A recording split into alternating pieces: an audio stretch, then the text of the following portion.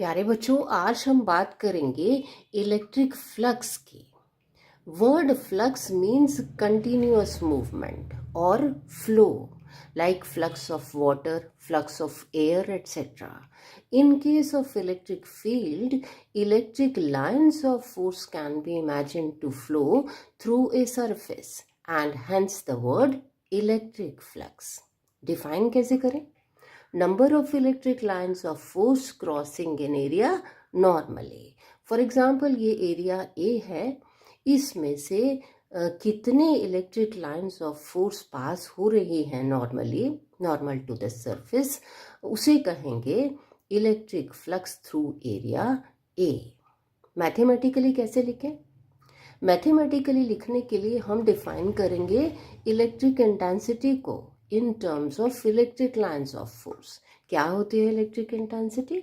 It is the number of electric lines of force crossing unit area normally.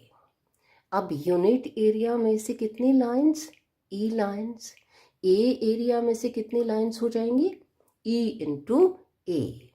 तो ये formula हो गया electric flux through plane area A के लिए, phi is equal to E into A. अब ये formula तब है जब electric lines of force area A के परपेंडिकुलर है, नॉर्मल है।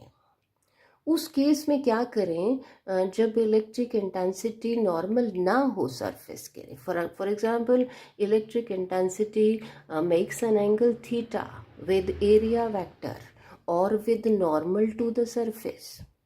उस केस में हम इलेक्ट्रिक इंटेंसिटी की इफेक्टिव वैल्यू कंसिडर कर लेंगे in the direction of area vector, यानी component of E along area vector which is E cos theta. तो electric flux through plane area क्या हो जाएगा? E की जगह आ जाएगा E cos theta। तो ये फाई हो जाएगा E vector dot A vector. चलिए एरिया वेक्टर की बात कर लेते हैं।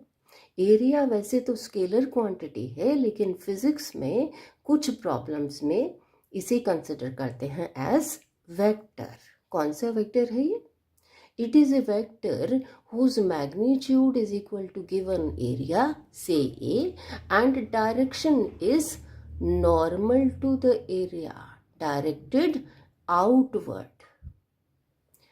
ये लाइन ये रिप्रेजेंट कर रहा है एरिया वेक्टर A को, और ये है n cap unit vector in the direction of area vector. Area vector को हम ऐसे लिख लेते हैं, मैग्नीट्यूड अलग कर लिया ए और डायरेक्शन दे दी एन कैप से। चलिए अब फाइंड आउट करते हैं total electric flux through closed area S. ये क्लोज्ड एरिया है एस। अब ये प्लेन तो है नहीं, ये फॉर्मूला डायरेक्टली तो हम लगा नहीं सकते हैं। हम क्या करेंगे?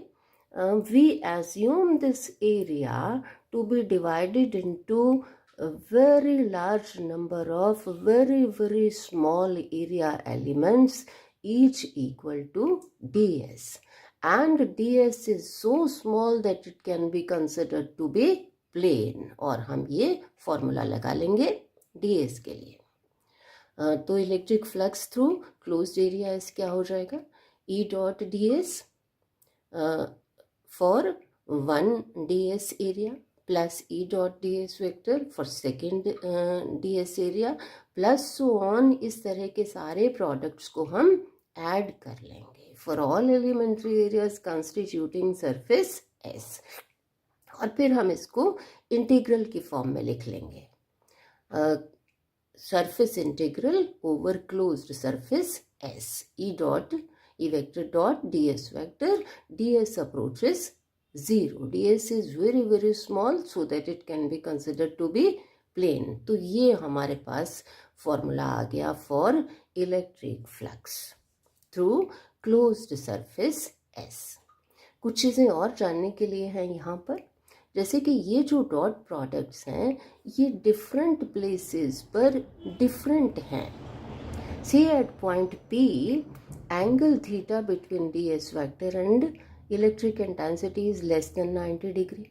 तो यहाँ cos theta पॉजिटिव हो जाएगा और electric flux through point P positive होगा, E dot ds. At point R, angle theta between ds vector and electric intensity is greater than 90 degree. यहाँ पर cos थीटा क्या हो जाएगा, नेगेटिव, तो electric flux through R E dot ds ये हो जाएगा नेगेटिव.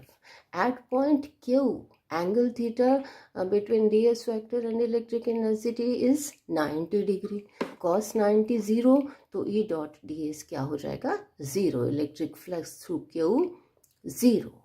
तो यहाँ से हमने ये सीखा कि electric lines of force coming out of the surface, electric lines of force leaving the surface produce positive electric flux, and electric lines of force entering the surface produce negative electric flux, and electric lines of force parallel to the surface do not produce any electric flux.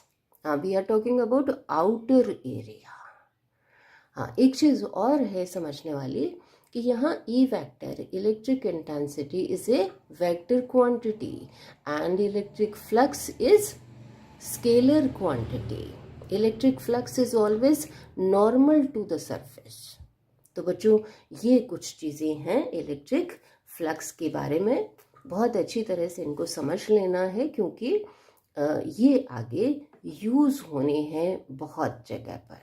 Thank you.